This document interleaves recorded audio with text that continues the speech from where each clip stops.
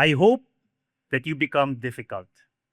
Difficult to fool, difficult to buy, difficult to discourage, and difficult to turn indifferent. UP teaches us to question everything: authority, tradition, and power. Pero hindi tayo nagtatanong para lang kumontra. As graduates of UP, you have a special responsibility to ask them.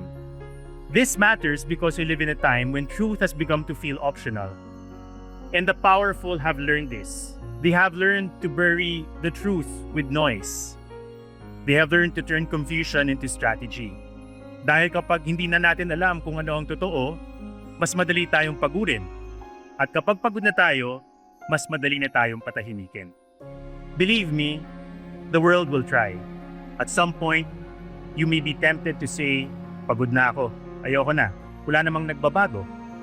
Okay lang mapagod at magpahinga. Ang nakakatakot kapag sinimulan na nating kumbinsihin ang ating sarili na wala na tayong pakialam, na mas mabuti pang intindihin na labang ang ating sarili at kalimutan ng kapakanan ng iba. Wanting a good life is not a betrayal of the country. Ang tanong lang, ano ang handa mong ipagpalit para dito? The problem is not ambition. The problem is ambition without memory.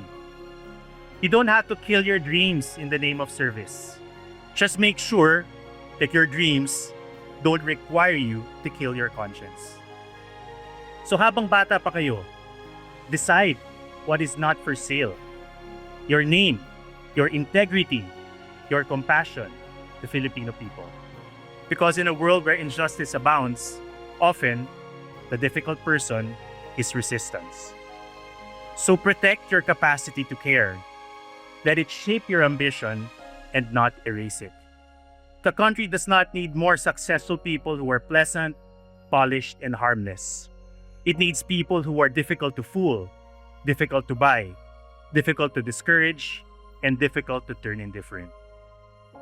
Not everyone is called to give up everything, but everyone is called to protect something.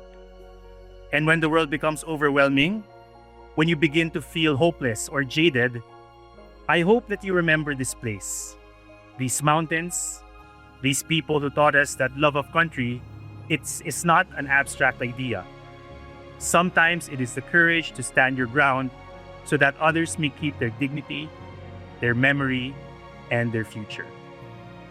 May you live good lives, may you live meaningful lives, and when the moment calls for it, may you be the right kind of difficult.